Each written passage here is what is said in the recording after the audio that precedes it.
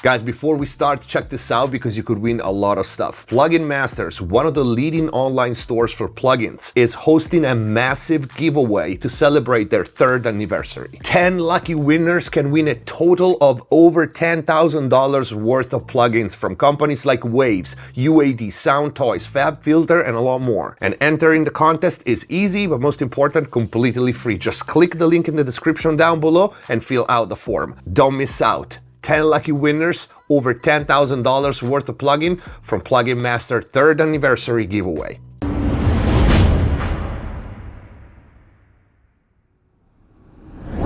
What's up guys, David here, welcome back to MixFest TV. I just finished mixing this song, one of the songs of Sidney Vallette's new album, and I just wanted to show you a cool trick, something you can use to spice up your double vocals. So let's take a look. We have these 2 tracks of double vocals, so left and right, and then we have, of course, the lead vocal right there. And this is how they sound with nothing on them. Let's try it all over again.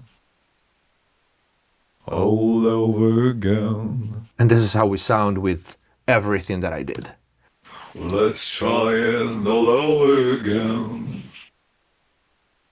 All over again.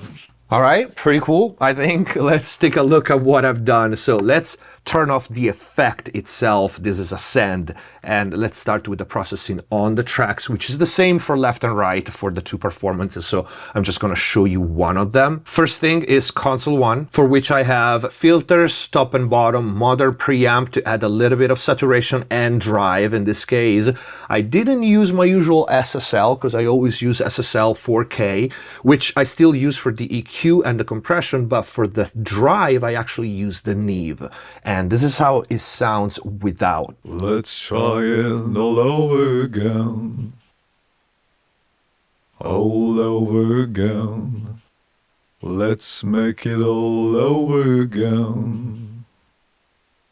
All over, my friend. Let's smash it all over again. Right, very subtle. I'm not squashing, I'm not doing much because the more processing happens to the lead double, the sum of the 2 tracks, because I'm sending these 2 to a bus. Then for both of them, I have vocal EQ from Anthrax, Autotune, I should say. This is one of my favorite tools for vocals because it tracks my lower fundamental, keeps it down. In this case, I'm using it to reduce this boominess because we have the lead vocal that is beefy. We have the 2 doubles. We are in the same, are doubles, so they're the same. So the low mid range adds up, and that's how you end up with muddy vocals. So I need to control this, and this is how it sounds. Let's do with and without for both. Let's try it all over again. All over again. Let's make it all over again. Okay, and of course they sound thinner with these 2, but this is with the lead vocal, right? So we have that energy there on the lead vocal as well. So if I bypass these. Let's try it all over again. All over again. Right? The lead vocal needs to be up in front and in your face. And these 2 don't really need to be audible. They just need to add a little bit of eeriness and ambience. So if I have too much low end, those will come up too in front, like in your face. So by reducing that range, you also push them back a little bit. Then Pro DS, that's simple as it gets. This is just a de-esser on both of them, same settings for them. Let's try it all over again. For the same reason, because all over again. There's not really that many S's here. Let's make it all over again. Just does a little bit of gain reduction, but it's the same reason. We have the lead vocal with the effects, so the S's add up. And then the more processing happens here on the sum, and we have console 1, which doesn't have anything. I open one on every channel, so this one doesn't have anything. But I wanted to add something special for these double vocals. I just didn't want to like have them there, EQ'd, compressed, and then maybe share a couple of effects with the lead vocals. It's not interesting for me.